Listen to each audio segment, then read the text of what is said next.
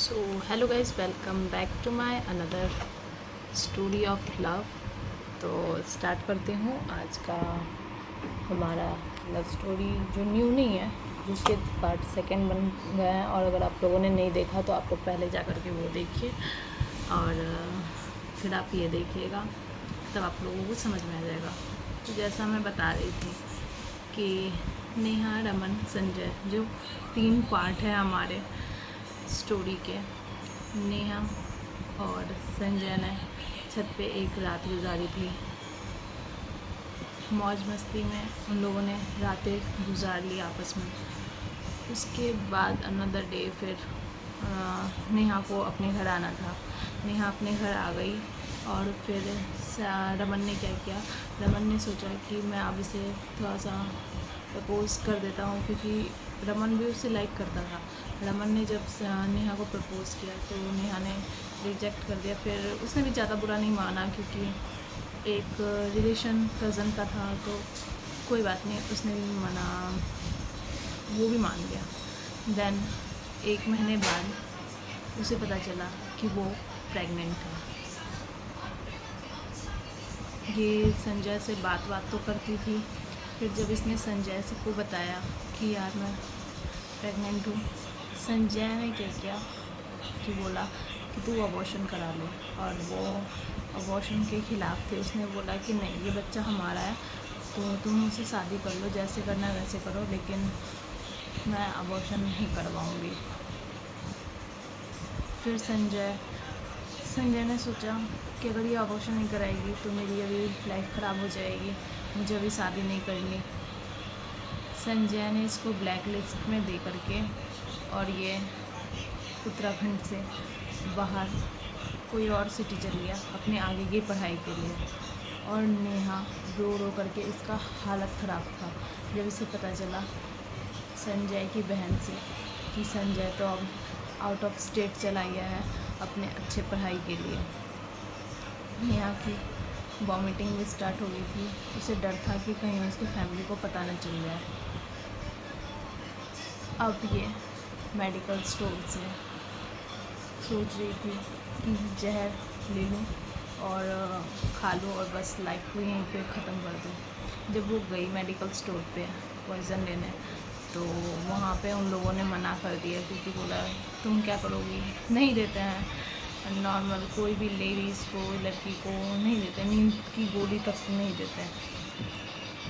तो वो बहुत ज़्यादा परेशान हो गई कि मैं करूँ क्या। जब ये बहुत ज़्यादा परेशान होने लगी ना, तो रमन ने इसने पूछा, ठीक है, तूने मेरे उसको एक्सेप्ट नहीं किया था, कोई बात नहीं, लेकिन एज अ फ्रेंड तो तू बता सकती है ना, बचपन से हम लोग साथ रहे, तुझे हुआ क्या, तू क्यों ऐसे कर रही है। फिर उसने बताया, यार मैं प्रेग्नेंट हूँ, और जो कहानियाँ हुई उसके साथ पीछे संजय के साथ, तो उसने सब कुछ बताया कि यार ऐसा हुआ और उसने ये काम किया, और बस मैं प्रेग्नेंट हूँ, अब मैं क्या करूँ, मुझे कुछ समझ में नहीं आ रहा। रमन ने प्लान बनाया कि आज रात हम लोग निकलेंगे और संजय को ढूंढेंगे, संजय है कहाँ। तो उसने बोला, अब तो मुझे जीना है या मरना है, क्योंकि अब एक लड़की को ऐसा कुछ होने के बाद ना उसको समाज में रिस्पेक्ट मिलेगा, ना उसकी फैमिली में। तो उसने बोला, ठीक है, अब तेरे ऊपर ही है, अब तुझे जो करना है तू वो कर। तो उसने क्या किया, रात को 12 बजे ये लोग निकल गए। रात को 12 बजे जब ये लोग निकले घर से, लड़के छुप आकर के अपने घर से भाग तो गई, और लड़का भी लेकर के इसको निकल आया। इधर पूरी फैमिली में पता था कि मतलब कि वो रमन के साथ भाग गई है, मतलब शादी कर ली, लेकिन रमन तो संजय को ढूंढने निकला था। संजय और रमन से पता चला, रमन और नेहा जब निकले घर से, तब उन लोगों ने संजय की छोटी बहन को फ़ोन किया, तो बोला वो कौन से स्टेट में है, नाम बता जल्दी से।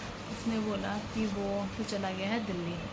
तो दिल्ली में वो लोग आए, एड्रेस लिया प्रॉपर, उससे मिले संजय से। संजय मानने को एक्सेप्ट ही नहीं कर रहा था कि ये मेरा बच्चा है या कुछ भी। वो गलत आरोप लगा रहा था नेहा के ऊपर। तो नेहा बहुत परेशान थी। नेहा ने 1-2 थप्पड़ मारे उसे, बोला तुझे यही करना था, मेरी ज़िंदगी ख़राब कर दी तूने।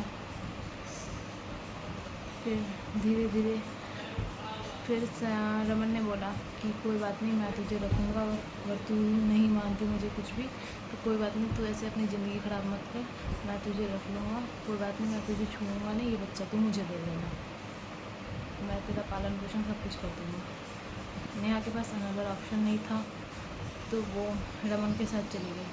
एंड धीरे धीरे संजय को रियलाइज़ हुआ कि उसने क्या गलती की है। संजय 1-2 दिन बहुत ज़्यादा परेशान हुआ और उसको नेहा के बिना रहा नहीं जाता था। वो फिर गया रमन और नेहा के पास, उसके हाथ पकड़े, पैर गिड़गिड़ाया, बोला कि मुझे माफ़ कर दो, मुझे गलती हो गई। फिर रमन ने माफ़ कर दिया और नेहा भी खुश थी कि हाँ चलो अकल तो आई उसे। और फिर जो नेहा है, नेहा और संजय साथ में जाकर के उन दोनों ने कोर्ट मैरिज किया और 8-9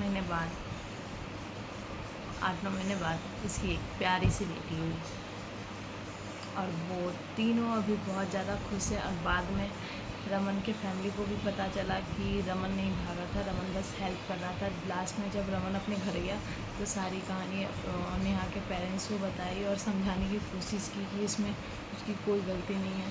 तो 1 साल बाद भी नेहा अपने मायके भी जाती है, ससुराल में भी रहती है और प्लस दोनों एक साथ बहुत खुश है और बेटी भी उसकी बहुत प्यारी है।